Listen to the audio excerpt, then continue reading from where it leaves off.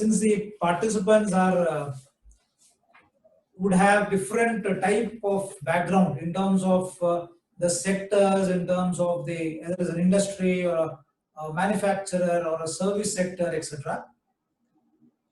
It is but appropriate that we have a look at some of the schemes that are now in vogue and that are expected to vanish once this RoDTEP comes. Because the whole idea appears to be of RoDTEP appears to be to provide exemption and refund of taxes, whether at central, at state, or at a local level, which are not eligible for exemption or refund under the existing schemes. So it's not as if they are on a glance, it's not as if they are going to replace all the existing schemes. The idea appears to be that they will look at those taxes which are not eligible for refund under any of the existing schemes, so that they moderate the rate according to it in the RoDTEP scheme.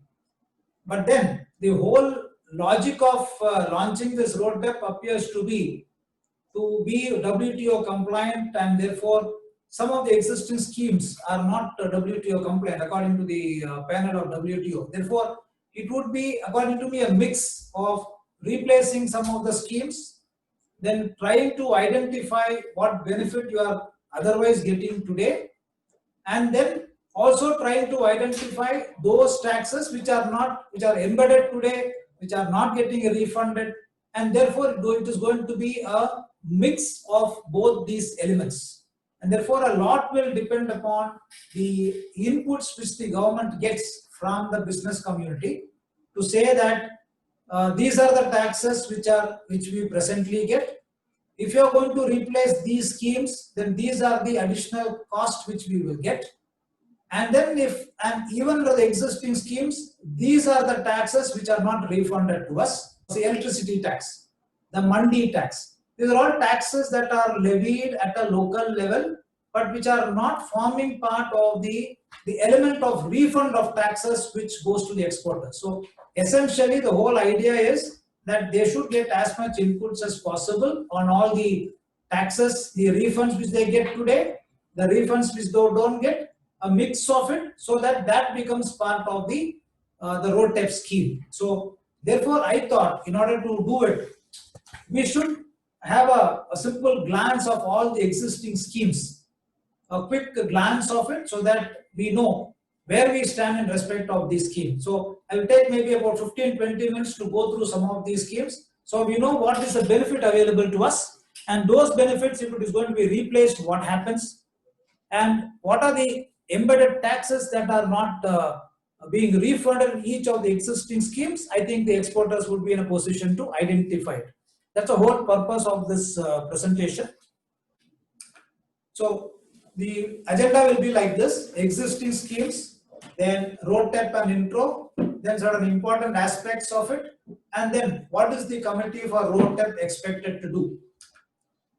Now these are some of the existing schemes we have: the EPCG scheme, the MEIS scheme, the EOU schemes, the advance authorization, and the DFIA schemes. So these are broadly the schemes that are available today.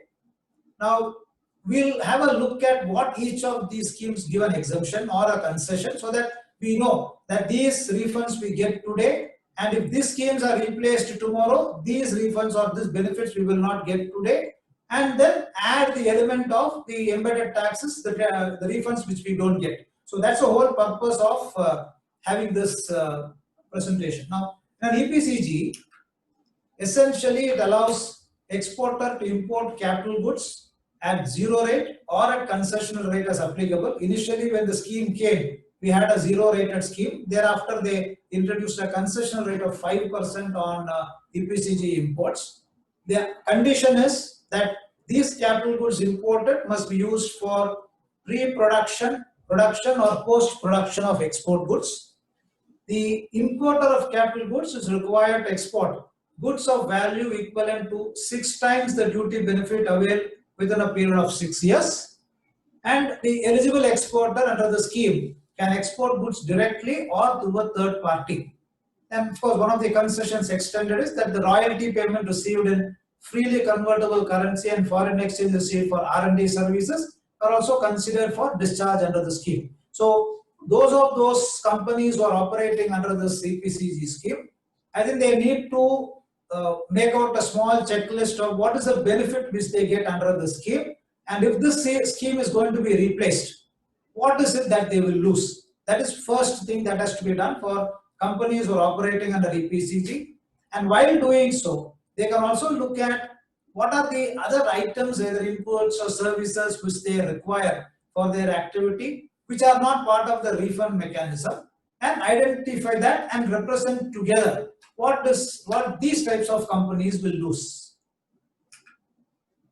Now, the other duty exemption and remission schemes, couple of, say, 3-4 things are there. One is the advance authorization. Earlier we used to call it as advance license. Now this allows duty-free import of inputs which are physically incorporated in export product. In addition to any inputs, packaging material, fuel, oil, catalyst which is consumed, utilized in the process or production of export product is also allowed. The quantity inputs allowed for a given product is based on the CR norms defined for the export products. And of course, all of you would be aware, DGFT provides a sector-wise list of standard input norms under which exporters may choose to apply. Alternatively, exporters can apply for their own ad hoc norms in cases where CR doesn't suit them. And a procurement from DTA will enjoy the benefit of deemed exports. So people operating under advanced authorization scheme also need to do a calculation of what is the benefit which they get in respect of each of the inputs, including a packaging material, a fuel, oil, etc. And if they locally procure, if it will be considered as a deemed export, both the pre-GST regime and post-GST regime, the refunds are available. So if this scheme is going to be replaced, what happens to those refunds? What is the benefit which they will lose? So that's what people operating under advanced authorization should work out. Or the DFIA scheme, which allowed duty-free import of inputs used in export product with a minimum value addition requirement of 20%. But the only difference in this scheme is that it exempted only the payment of basic customs duty, and DFIA is issued on post-export basis for products for which SION is satisfied. So this is a post-export benefit, but based on the exports made. So if DFIA is going to be replaced, what happens?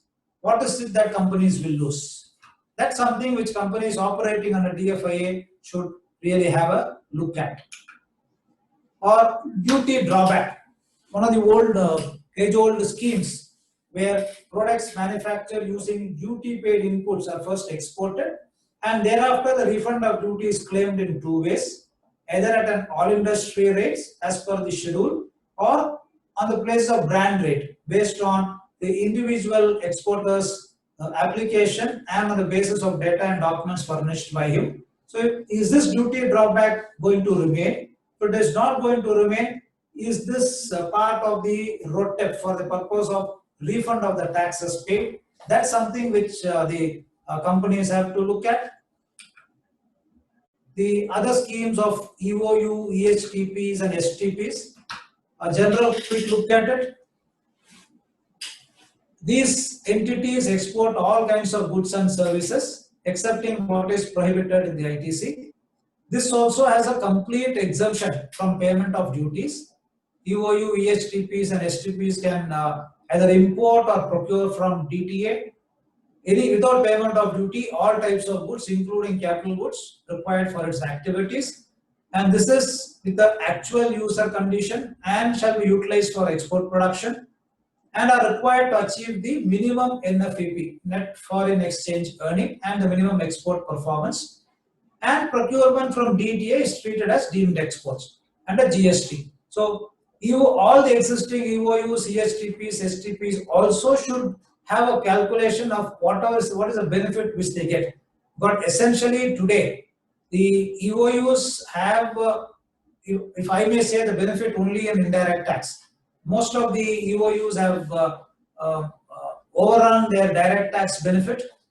Even under the EOUs, after the GST has come, the benefits are slightly less because your local supplies are all subjected to GST, both procurement and from the EOUs.